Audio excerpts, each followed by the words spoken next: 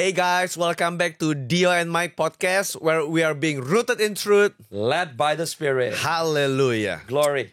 Saudara, hari ini kita mau melanjutkan dari episode sebelumnya. Yes, it was a wonderful episode. Ya, I think kita bicara banyak tentang hujan akhir. ya. Dan ada beberapa kata kunci yang I think Pastor Dio juga di episode yang lalu sempat menyampaikan.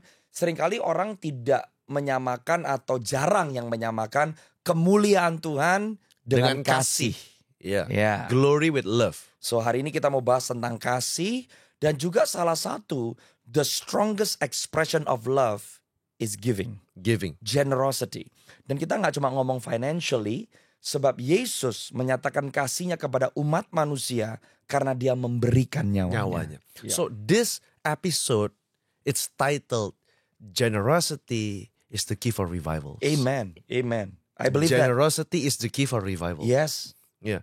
Dan saudara, kita mau melanjutkan dari episode lalu. Pastor Mike sempat share mengenai cara hidup jemaat mula-mula. Okay. Can you just share about the book of Acts chapter 4? Yes. Setelah mereka berdoa, goncang tempat itu, mereka keluar memberitakan firman Allah dengan berani. Lalu apa yang terjadi dalam kehidupan jemaat mula-mula? Nah, di episode yang lalu, saudara akan dengar penjelasan bahwa ada sesuatu yang berbeda di Kisah Rasul pasal yang keempat. Yeah. Di mana jemaat menjadi berani, ada keberanian menyampaikan Injil di tengah-tengah persekusi. Dan juga bukan hanya rasul-rasul yang dipakai oleh Tuhan, tapi the lay people. Orang-orang percaya yang menjadi percaya, mereka juga menerima otoritas dan kuasa. Dan mereka meminta untuk Tuhan, berikan kepada kami keberanian untuk tetap memberitakan Injil di tengah-tengah aniaya. Yeah. And kita sempat bahas di episode yang lalu, bahkan mereka mengadakan mujizat yang lebih besar. So ada a greater level of glory yang dialami oleh orang percaya. Nah, saudara perhatikan di Kisah Rasul pasal yang kedua, saya mau membacakan ayat yang ke-43 sampai ayat yang ke-46. Ketakjuban melanda semua orang sebab rasul-rasul itu mengadakan banyak mujizat dan tanda. Semua orang yang menjadi percaya tetap bersatu dan semua milik mereka adalah milik bersama. Perhatikan saudara, tadi dikatakan oleh Pastor Dio bahwa giving, generosity adalah kunci dari kebangunan rohani. Sekarang yang paling banyak diserang di social media adalah tentang memberi, tentang perpuluhan. Saudara, we need to see the bigger picture. Oleh sebab itu, kita juga mau encourage para pastor, hamba Tuhan, jangan takut menyampaikan kebenaran. Yeah. Karena kita ada di ujung awal dari sebuah kegerakan. And kalau gereja tidak menangkap esensi kebenaran dari generosity, maka kita nggak mendapatkan pola yang tepat. Yeah. Karena generosity adalah expression of love. And kebangunan rohani nggak ada artinya kalau tidak ada orang-orang yang dikembalikan kepada kasih Bapa. Jadi saudara, saya nggak tahu ya alasan kenapa kok orang-orang kok begitu sinis begitu dengan sesuatu yang sudah berlangsung dalam tradisi gereja berpuluh-puluh tahun. Bahkan saya dalam kanal YouTube yang lain, dalam channel yang lain, karena saya juga ada dalam biro influencer dari Departemen Teologi Sinode GBI, kita bicara mengenai perpuluhan dalam Sinode GBI. Sesuatu yang memang sudah dilakukan, sesuatu yang umum begitu, tapi seolah-olah sekarang diserang sepertinya sesuatu yang apa ya, yang aneh dan tidak ada lagi, tidak perlu lagi karena mungkin dikaitkan dengan hukum Taurat gitu. Kita sudah hidup dalam zaman anugerah. Kita nggak akan ngomong itu saat ini. Iya.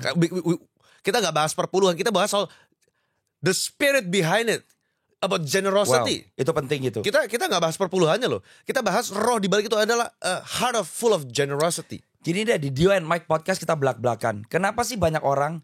Karena banyak pendeta hedon. Yes, ada kasus-kasus di mana penyalahgunaan uang jemaat. Tapi saudara, itu adalah kesalahan manusia. Oknum. Yeah. Yang salah bukan prinsip kebenaran firman-Nya. Yeah. Jadi kalau itu dipakai untuk menyerang prinsip kebenaran firman-Nya, absolutely wrong. Kita mengakui bahwa ada oknum-oknum yang menyandung banyak orang. Tapi prinsip kebenaran firman tetaplah prinsip kebenaran firman. Yang kita bahas hari adalah prinsip kemurahan hati. Yes. Now, dikatakan di sini semua orang yang percaya tetap bersatu. Karena mereka bersatu, semua milik mereka adalah milik bersama. Yeah. Jadi ternyata tidak ada unity kalau nggak ada generosity. Yeah. Kalau nggak itu semua palsu gitu loh. Kita bisa bersatu karena sebuah hobi, kita bisa bersatu karena sebuah keyakinan. Tapi biblically, ekspresi dari keunitian adalah generosity. Karena kasih is action. Ya, saudara, bahkan saya mau bikin sebuah kutipan. You can give without love, Wow. but you cannot love without giving.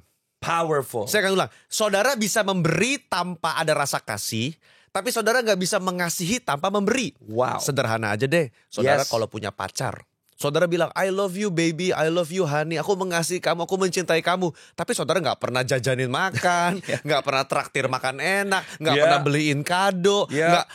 Saudara bahkan Gojek aja suruh bagi 2 biayanya. Pasti sang pacar merasa, Betul. kamu benar-benar cinta aku gak sih? Benar-benar mengasihi aku gak sih? Kok sangat-sangat hitungan sekali begitu loh. Nggak, cinta pasti maunya memberi. Cinta itu udah ekspresi nyata daripada sebuah kasih. Dia mau memberi. Pasangan, orang tua dengan anak, Iya. sahabat karib, Iya. dengan bos, dengan Iya. kolega. Yeah. Giving is a culture of love. Yeah. And, And please. can I say it further? Giving is the culture of the kingdom of God. Yes. Giving is a culture of the kingdom of God. Ini bukan milik sebuah sinode, bukan milik sebuah denominasi, bukan milik the Pentecostals. Giving is the culture of the kingdom of God. Yeah. And you know Pastor Dio, tadi kita baca dari Kisah Rasul 2. Sekarang Yeah. Kisah Rasul pasal yang keempat. Yeah. Kalau saudara lihat dari ayat yang ke-32 sampai ayat yang ke-37, tapi saya bacakan ayat 34. Tidak ada seorang pun yang berkekurangan di antara mereka. Look at that. Jadi mereka memberi. Bukan karena mereka memberi, mereka jadi kekurangan. Tapi karena mereka memberi, mereka ada di dalam perekonomian kerajaan Allah. Saudara, karena kerajaan Allah bukan komunis. Kerajaan Allah bukan sosialis. Jadi mereka saling membagi, mereka memberi. Ini kunci prinsip. Yesus mengajarkan beri, maka kamu akan diberi. So memberi sebetulnya adalah memperkaya. Yeah. Dengan bukan yang kita bisa hasilkan sendiri. Oleh karena kasih karunia dan kemurahan Tuhan. Alkitab berkata tidak ada seorang pun yang berkekurangan di antara mereka.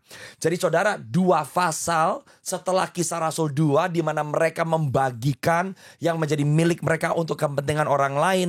Tapi gereja mula-mula tidak hidup dari kekurangan kepada kekurangan. Tapi they Amen. live in increase. Amen. Tapi waktu mereka harus mati demi Injil, mereka tidak mempertahankan kekayaan mereka gitu loh. Iya. Mereka memiliki, mereka tidak kekurangan, tapi mereka tidak diperbudak oleh ketidakkekurangan mereka. Iya. Dan Alkitab berkata, sebab semua orang yang mempunyai tanah atau rumah menjual kepunyaannya itu, dan hasil penjualan itu mereka bawa, mereka letakkan di depan kaki para rasul, lalu dibagikan kepada setiap orang sesuai dengan keperluannya. Enggak, ini bertabrakan saudara. Kalimat sebelumnya berkata mereka tidak berkekurangan. Tapi di ayat yang selanjutnya mereka bukannya malah mengumpulkan, mereka melepaskan, Wow. mereka menjual. Itu kan ironis tuh. Wow. Jadi memberi bermurah hati bukan tergantung dari seberapa kaya miskin saudara. Yes. It's about the attitude of your heart. That's right. Ya. Ada orang miskin bisa kaya dalam memberi. Dan mereka tidak berkekurangan. Dan mereka gak berkekurangan. Karena Tuhan menggenapi janjinya. Semua yang dibutuhkan dipenuhi. Saudara tolong jangan dipelintir. Ini bisa dipelintir nih. Benar. Oh gitu. Jadi kita beri nanti supaya Tuhan balikin. Saya kasih 1 juta nanti Tuhan kasih 10 juta. Itu teologi yang ngaco. Betul. Gitu loh. Kita nggak memperlakukan Tuhan seperti ATM. Seperti mesin penghasil uang. Oh, Tuhan saya kasih 1 juta ya. Tuhan kasih balikin 10 juta ya. Nggak begitu. Berarti Pastor gitu Dio nggak cuma memberi. Kalau orang Kristen berpikir saya nggak kasih perpuluhan saya dikutuk, saya nggak ke gereja saya dikutuk, saya nggak melayani saya There dikutuk. is something wrong with your theology. Kita sudah terkutuk sebetulnya. Iya. Karena masa Tuhan mafia, Iya. bayar setoran dulu, baru saya jaga kamu. Apa bedanya kita sama ke tanda kutip mohon maaf ke dukun gitu. Oke, kalau nggak bayar nggak ya kan Tuhan bukan dukun gitu loh. Makanya yang dirubah oleh Tuhan terlebih dahulu kitanya. Betul. Because generosity must begin from your heart. Mengerti bahwa we give because we love. We serve because we love. Ya, Kita berkorban because we love. ya. That's the key. Kalau saudara memberi melayani karena takut dikutuk, I question your Christianity. Masa bapak kita disebut jadi bapak yang suka memberikan kutuk? Enggak dong. Yep. Gitu loh. Jadi saudara mesti ngerti, Tuhan tuh ngerubah hati. Yes. Kekristenan bicara kita menjadi serupa dan segambar seperti Kristus. Yes. That's the goal of your spiritual journey. Amen. Dan Kristus adalah gambaran, for me is an ultimate picture of seseorang yang sangat generous, bahkan dia memberikan nyawanya. Jadi saudara harus nangkep nih, ini prinsip. Karena ada orang yang juga kebablasan berkata, ya udah kalau karena Tuhan begitu baik, ya sudah udah nggak perlu. Iya. Jadi karena seringkali kembali ke hati saudara, kita mengembalikan diri kita sendiri kepada yang nyaman. Iya. Kita harus mengembalikan diri kita kepada the benchmark, Jesus Christ. Dan saya mau share saudara, ada sebuah kisah di Alkitab, Jemaat Makedonia namanya, dalam kitab 2 Korintus pasal 8. Kita akan lihat saudara, bagaimana kita bisa belajar dari jemaat ini. Wow. Karena bagi saya Jemaat Makedonia itu sesuatu subjek yang luar biasa, contoh yang luar biasa. Kenapa? Karena mereka miskin. Bahkan dikatakan sangat miskin. Saudara, mari kita buka bersama dalam 2 Korintus pasal 8. Ayat yang pertama. Saudara-saudara, kami hendak memberitahukan kepada kamu tentang kasih karunia yang dianugerahkan kepada jemaat-jemaat di Makedonia. Perhatikan, ada kata kasih karunia. Yeah. Grace. Grace. Yang dianugerahkan kepada jemaat di Makedonia. Selagi dicobai dengan berat dalam pelbagai penderitaan, sukacita mereka meluap. Dan meskipun mereka sangat miskin, namun mereka kaya dalam kemurahan. Perhatikan, mereka sangat miskin, tapi mereka kaya dalam kemurahan. Aku bersaksi bahwa mereka telah memberikan menurut kemampuan mereka, bahkan melampaui kemampuan mereka. Perhatikan ayat yang kelima. Mereka memberikan lebih banyak daripada yang kami harapkan. Mereka memberikan diri mereka pertama-tama kepada Allah, kemudian oleh karena kehendak Allah juga kepada kami. Saudara perhatikan, dalam ayat pertama dikatakan ada they receive the grace. Ada grace yang diberikan kepada jemaat Makedonia.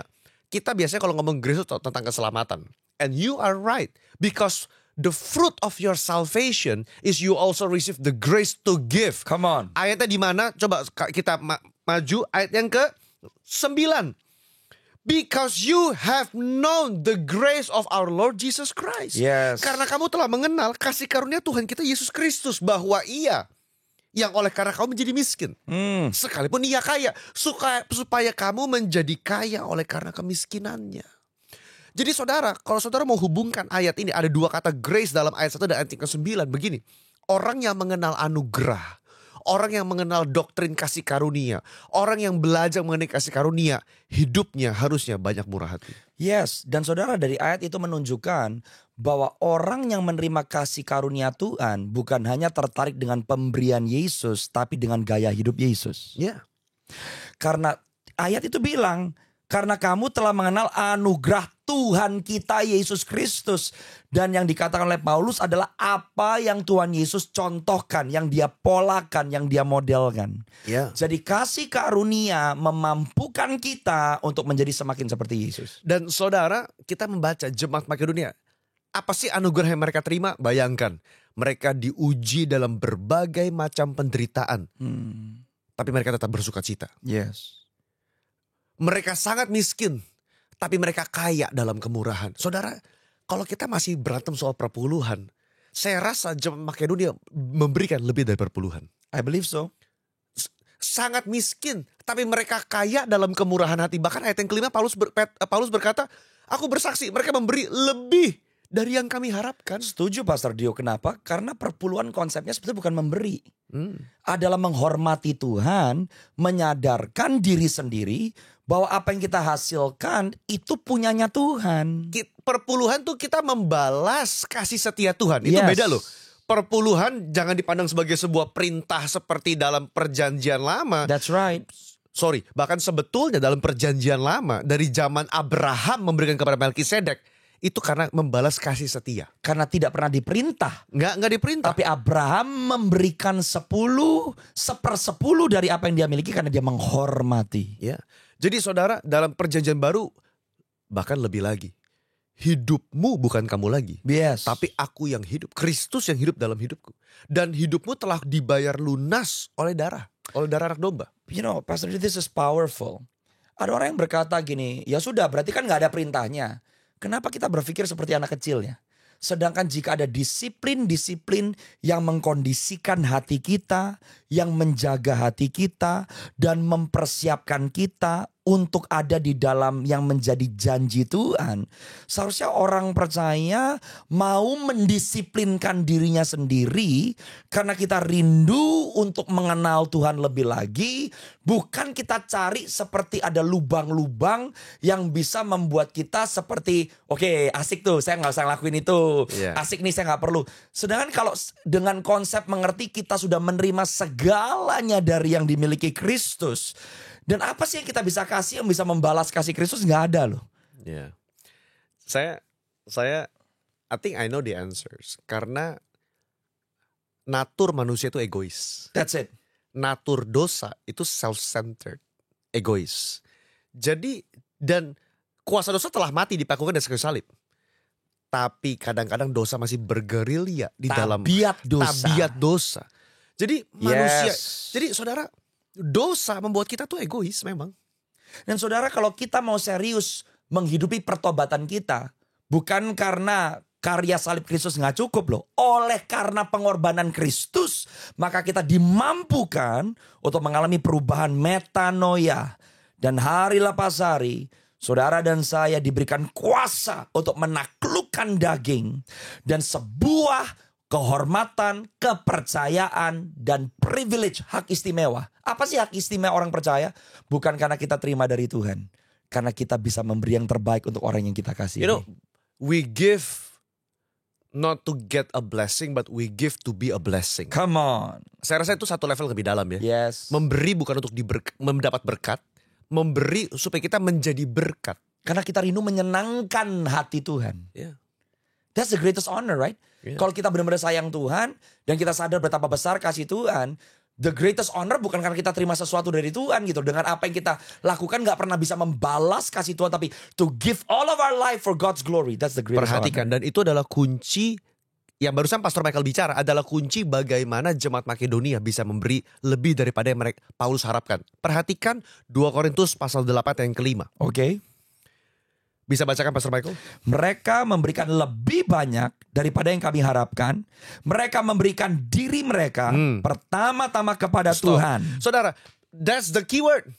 Before you give your money, you're supposed to give all of your heart and all of your soul to the Lord. Yes. Kalau saudara gak bisa memberikan dirimu pertama-tama kepada Allah, saudara gak akan bisa memberikan uangmu. Dan memberikan diri kepada Tuhan, saudara, harus bisa ada buktinya gitu. Ya. Oh, you know what? Pastor Michael kayak udah tahu nih saya mau buka ayat apa nih. Oke, saya mau melanjutkan apa yang Pastor Michael bicara soal bukti. Why don't we turn to chapter 9 pasal 9 ayat yang ke 5 bagian B. Bisa gak Pastor Michael baca? Oke, pasal yang ke-9 ayat yang ke-5 bagian B. Saya baca dari yang pertama aja ya. Boleh lah. Sebab itu aku merasa perlu mendorong saudara-saudaraku itu untuk berangkat mendahului aku, supaya mereka lebih dahulu mengurus pemberian yang telah kamu janjikan sebelumnya, agar nanti tersedia sebagai bukti kemurahan hati kamu. See, that's the word, bukti. Bukti. Orang mengasihi butuh bukti.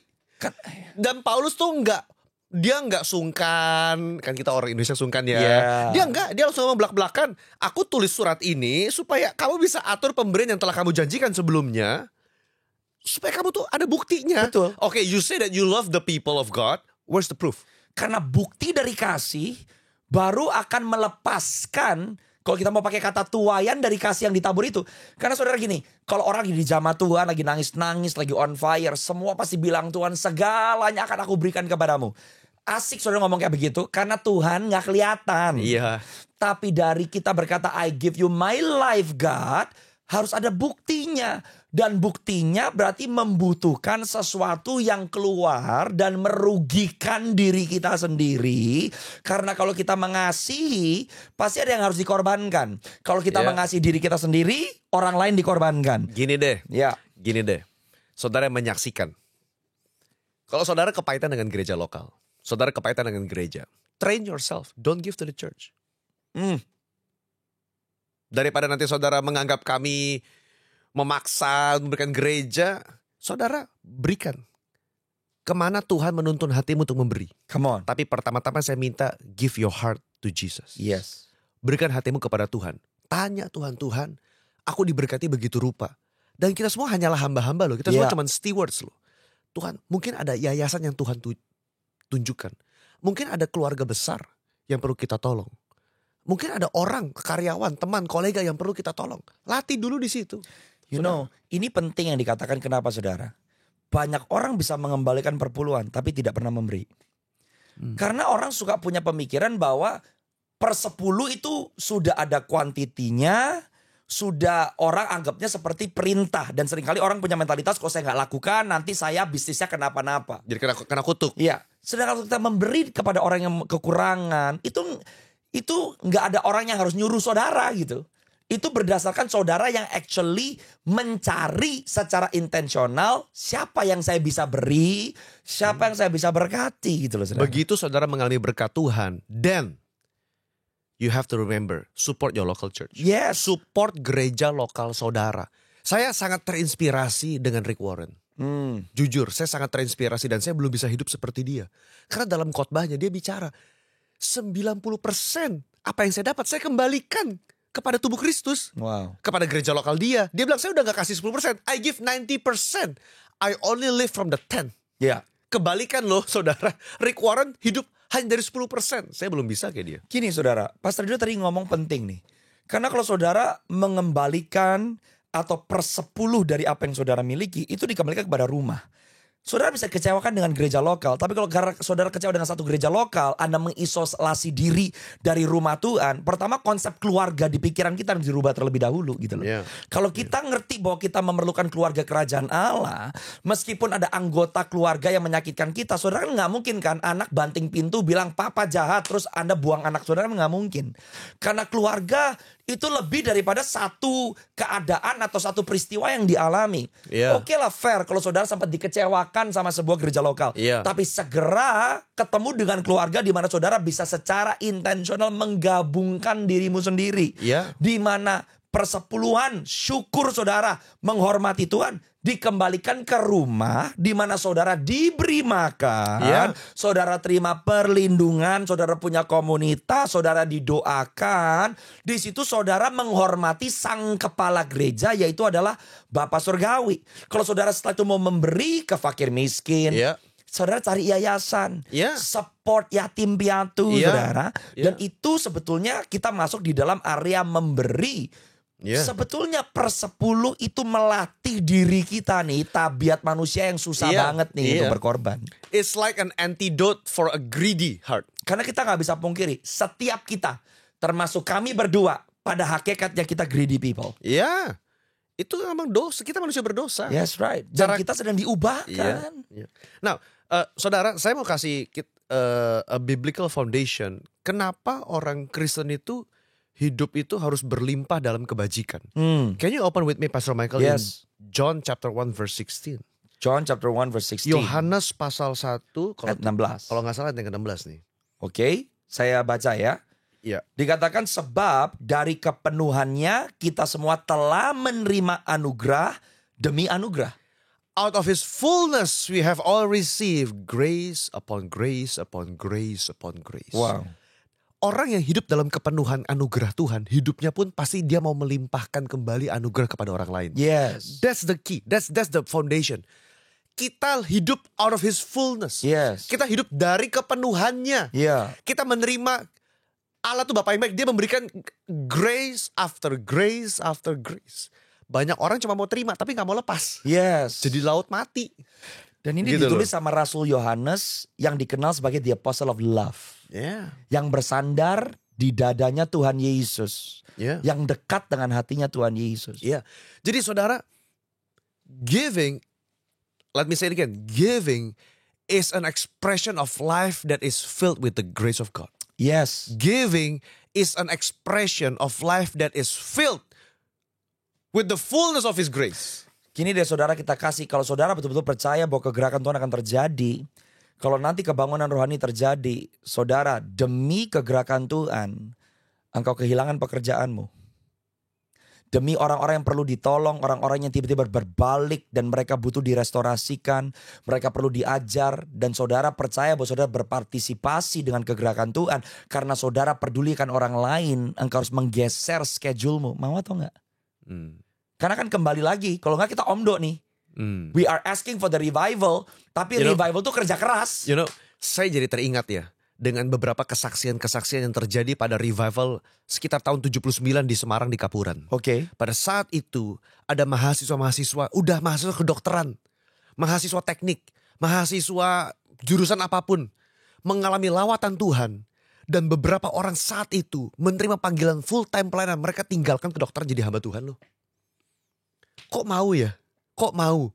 Itu udah kedokteran. Mungkin orang tuanya marah, saya gak tahu lah. Yeah. Tapi orang-orang itu menjadi hamba Tuhan besar yang saat ini masih melayani, masih hidup. Dan dalam sejarah di hampir berbagai belahan dunia yang lainnya, orang-orang yang sungguh-sungguh bermitra dengan Tuhan pada masanya selalu memiliki kesaksian di mana mereka melepaskan semuanya. Ya, dan saudara, saya mau share ada beberapa janji Tuhan mengenai hidup yang generous. Oke. Mari kita lihat janji Tuhan dulu yuk. Karena Tuhan tuh gerak pasti Tuhan kasih janji, Amin, saudara. amin, Ya, amin. mari kita lihat di dalam pertama Mazmur 112 ayat yang kelima. Oke. Minta tolong Pastor Mike. Mazmur 100 pasal 112 Ayat yang kelima. ayat yang kelima.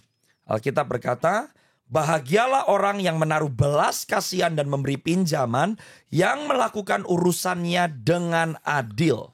Saudara, dalam TB1 dikatakan mujur orang yang menaruh belas kasihan dan yang memberi pinjaman. Come on. Berbahagialah orang yang belas kasihan.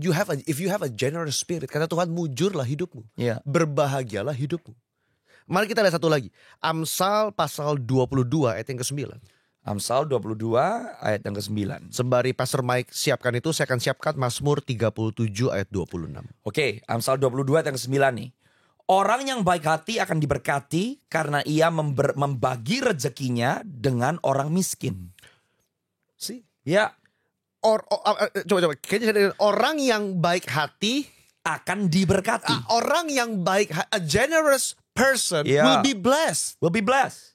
That's the promise of the Lord. Orang yang baik. Jadi saudara, in this podcast kita janganlah debat soal perpuluhan. Kalau saudara masih mau debat ya, that's up to you. Up to you. What we are saying is be a generous person. Dan seringkali gini saudara, masing-masing kita pasti memiliki financial background yang berbeda. Ya. Selalu akan mulai jadi masalah kalau kita ngeliat punya orang lain gitu. Dan kita kan selalu menyalahkan orang yang punya lebih dari kita. Iya. Tuhan memberikan porsinya. Tapi jangan sampai kita juga mengecilkan diri sendiri dan merasa dan hidup bahkan seperti orang yang tidak diberkati. Dengan mentalitas seperti orang yang tidak diberkati. Dan apalagi mulai membenarkan sebuah kerohanian yang sebetulnya tidak selaras dengan kebenaran firman. Tuhan mau memberkati hidup saudara dan tidak ada cara lain.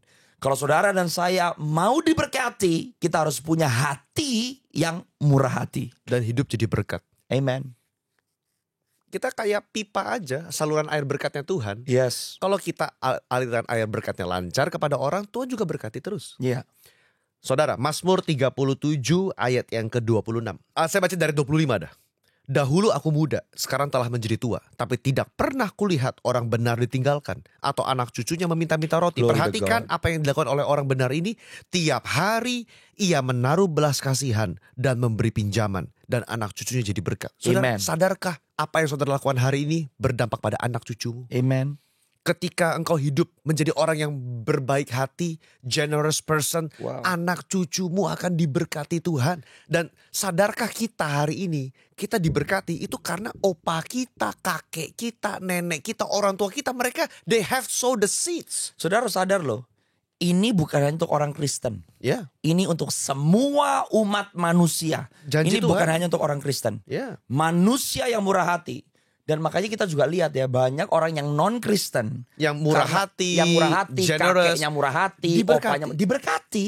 That's the principle. Dan ini bukan karena mereka Kristen, saudara. Jadi kita nggak bisa menilai kita Kristen karena kita diberkati. Itu nggak ada tuh landasan firmannya. That's a prosperity gospel. Exactly. Dan kita nggak mengajarkan itu, saudara. Betul. Kita nggak percaya prosperity gospel, kita nggak percaya teologi kemiskinan. Oh, harus miskin biar rohani, itu salah. Iya.